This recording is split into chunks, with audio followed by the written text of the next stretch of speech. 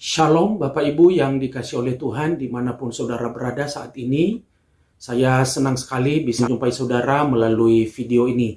Kita bersyukur sebab Tuhan baik, Tuhan menolong kita sampai saat ini. Dan melalui firman Tuhan kita bisa melihat bagaimana firman Tuhan ini semakin digenapi.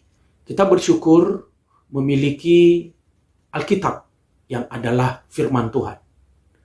Dan kita bersyukur juga melalui firman Tuhan kita mengetahui peristiwa-peristiwa apa yang akan segera terjadi ke depan menjelang kedatangan Tuhan Yesus yang kedua kali. Bapak Ibu yang dikasihi oleh Tuhan, bila kita perhatikan beberapa waktu belakangan ini, kita melihat melalui berbagai media, khususnya media sosial, kita melihat bagaimana Alkitab ini sedang menjadi primadona banyak orang. Tidak hanya di kalangan Kristen dan Katolik atau Ortodoks, tidak hanya di kalangan orang-orang yang percaya kepada Kristus sebagai Tuhan dan Juru Selamat, tetapi Alkitab saat ini juga sedang digandrungin, sedang dicintai, sedang disukai oleh orang-orang di luar Kristen, orang-orang yang belum percaya kepada Kristus. Kalau dulu, bahkan sampai sekarang ini, Alkitab ini dipelajari pertama-tama di lingkungan gereja.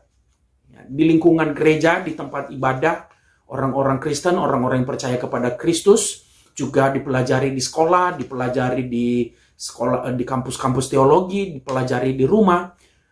Tetapi saat ini saya mau beritahu bahwa ternyata saat ini Alkitab pun sedang dipelajari di rumah-rumah ibadah yang lain. Di rumah ibadah orang-orang yang belum percaya kepada Kristus.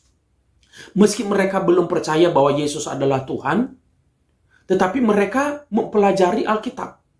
Meskipun mereka belum mengakui bahwa Alkitab itu adalah firman Tuhan, tetapi mereka juga tetap mempelajari Alkitab itu. Ya. Mereka menolak firman Tuhan atau Alkitab sebagai firman Tuhan. Tetapi justru mereka juga menggunakan Alkitab yang sama yang mereka anggap bukan firman Tuhan. Bahkan mereka menganggap bahwa Alkitab itu telah dipalsukan. Justru mereka menggunakan dan mengutip ayat-ayat Alkitab yang notabene dianggap sebagai palsu, sudah tidak asli. Digunakan ayat-ayatnya untuk mendukung keyakinannya. Ini memang sebuah realita yang kita lihat. Ini memang sebuah kenyataan yang kita perhatikan sedang terjadi saat ini. Jadi ini menjadi bukti bahwa Alkitab ini adalah sungguh-sungguh firman Tuhan. Dan apa yang dikatakan di dalam Alkitab adalah benar-benar firman Tuhan. Dan apa yang ada di dalamnya sangat patut untuk dipercayai, sangat patut untuk diyakini. Firman Tuhan ini, Alkitab ini adalah betul-betul firman Tuhan. Itu sebabnya pesan saya kepada saudara-saudara semua orang-orang yang percaya kepada Yesus, jangan sampai saudara ketinggalan. Orang-orang yang tidak percaya kepada Kristus saja, orang-orang yang tidak mempercayai Alkitab sebagai firman Tuhan, tetapi mereka membacanya, mereka mempelajarinya dengan sungguh-sungguh. Bahkan kadang-kadang ada mereka berusaha membaca dalam bahasa asli Alkitab. Perjanjian Lama dalam bahasa Ibrani dan Perjanjian Baru dalam bahasa Yunani. Mereka mempelajarinya dan berusaha menafsirkannya dengan pengertiannya sendiri. Ini membuktikan kepada kita bahwa apa yang telah dinubuatkan oleh Alkitab, ini semuanya sedang terjadi. Ini membuktikan bahwa Alkitab yang kita percayai ini adalah benar-benar firman Tuhan. Itu sebabnya kita bersyukur menjadi umat yang beralkitab. Kita bersyukur menjadi orang-orang yang percaya Alkitab. Kita bersyukur menjadi orang-orang yang percaya kepada Yesus. Sebab Alkitab yang kita percayai, yang dikatakan orang bukan firman Tuhan, yang dikatakan oleh orang-orang sebagai kitab suci yang telah dipalsukan, ternyata terbukti sedang digenapi satu persatu. Realita yang sedang terjadi saat ini adalah ada banyak orang sangat bergiat mempelajari Alkitab. Ya, mereka mempelajari Alkitab. Memang, ya, orang yang mempelajari Alkitab ini, kalau orang-orang Kristen, mempelajarinya, membacanya, tentu mereka mempelajarinya dengan tujuan yang suci, dengan tujuan yang benar, dengan tujuan yang baik. Tetapi orang-orang yang membicarakan Alkitab, meskipun mereka tidak percaya Alkitab, mereka membicarakannya, mereka menyampaikannya, mereka membahasnya di tempat-tempat mereka di mana mereka membahasnya dengan maksud yang tidak jujur. Ada yang meneliti Alkitab dengan tujuan yang murni dan ada yang dengan tidak murni. Ini juga membuktikan nubuat Alkitab sedang digenapi. Tuhan Allah sudah memberitahukan hal ini akan terjadi melalui Rasul Paulus ketika ia berbicara kepada jemaat di dalam Filipi pasal 1 ayat 15. Di sana ia berkata, ada orang yang memberitakan Kristus karena dengki dan perselisihan, tetapi ada pula yang memberitakannya dengan maksud baik. Jadi ada orang-orang yang mempelajari Alkitab dengan maksud dengki. Jadi mereka menggunakan Alkitab, saya sudah katakan tadi, ada orang-orang yang tidak percaya bahwa Alkitab adalah firman Tuhan, tetapi mereka mempelajarinya. Dan begitu bersemangat membicarakan Alkitab, mereka begitu bersemangat mempelajari Alkitab, mereka begitu bersemangat mengajarkan isi Alkitab ini. Mereka begitu bergairah untuk mempercakapkan, membicarakan isi Alkitab, membicarakan tentang Yesus. Mereka begitu bersemangat meskipun mereka tidak percaya bahwa Yesus adalah Tuhan dan mereka juga tidak percaya bahwa Alkitab ini adalah firman Tuhan. Ya. Tetapi Paulus mengatakan, ya, tetapi ayat yang ke-16 dan 17, ya. Atau saya ulang, saya baca lagi ayatnya yang ke-15. Ada orang yang memberitakan Kristus karena dengki dan perselisihan, artinya tidak jujur. Tetapi ada pula yang memberitakannya dengan maksud baik. Ayat yang ke-16, orang yang memberitakan dengan baik ini, ayat 16 dikatakan, mereka ini memberitakan Kristus karena kasih. Sebab mereka tahu bahwa aku ada di sini untuk membela Injil. Tetapi orang yang memberitakan Kristus karena dengki dan perselisihan dan karena kebencian, ayat 17 Paulus menjelaskan, tetapi yang lain itu, yaitu orang-orang yang penuh dengan kedengkian, penuh dengan kebencian, mereka itu memberitakan mereka, tetapi yang lain karena kepentingan diri dan maksud yang tidak ikhlas. Ya, jadi orang yang memberitakan firman, orang yang membacakan Alkitab, yang membahas Alkitab, meskipun mereka tidak percaya kepada Kristus, mereka melakukannya karena dengki, mereka melakukannya karena perselisihan, tetapi Paulus berkata, ya, Paulus berkata, ayatnya yang ke-18, tetapi tidak mengapa, sebab bagaimanapun juga Kristus diberitakan, baik dengan maksud palsu maupun dengan maksud jujur.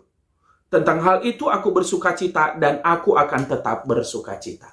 Jadi Paulus sudah memberitahukan bahwa meskipun ada orang-orang yang membicarakan Alkitab dengan maksud yang tidak jujur, artinya ada orang-orang yang tidak mempercayai Alkitab sebagai firman Tuhan, mereka membahas kitab suci, mereka membahas Alkitab dengan tujuan yang tidak murni, Paulus berkata, tidak apa-apa. Sebab bagaimanapun, Kristus diberitakan. Yesus diberitakan.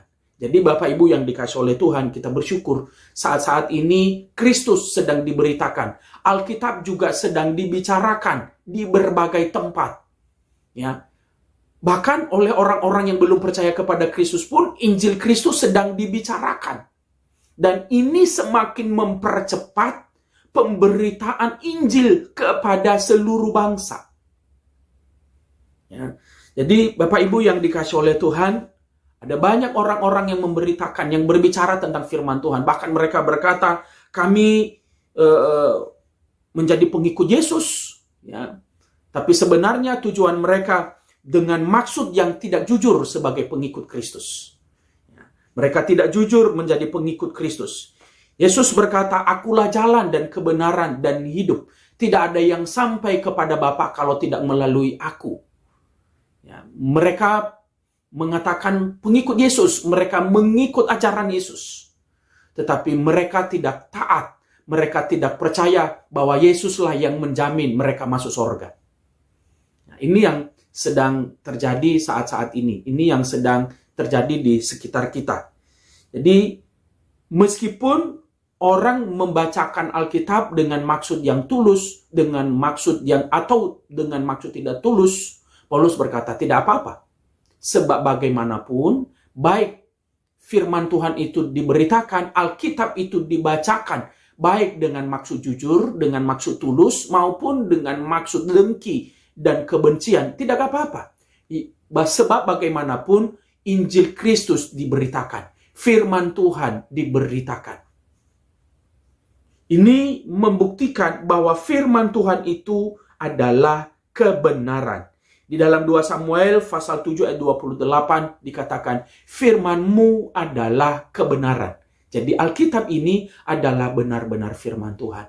Sebab dengan kita melihat saat-saat ini ada banyak orang, ya bahkan orang-orang di luar Kristus pun, ya orang-orang yang tidak percaya kepada Yesus, orang yang tidak percaya kepada Alkitab sebagai firman Tuhan, mereka begitu antusias belajar firman. Mereka begitu antusias mempelajari Alkitab.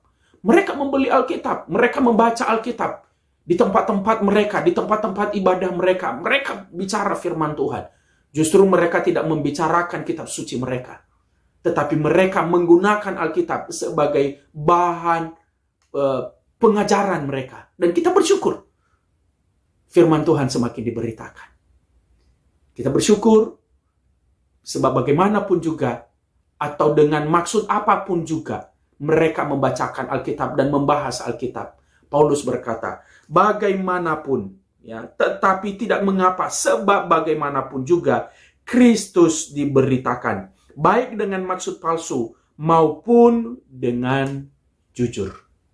Jadi kita sangat bersyukur untuk mempunyai Alkitab, memiliki Alkitab saat-saat ini.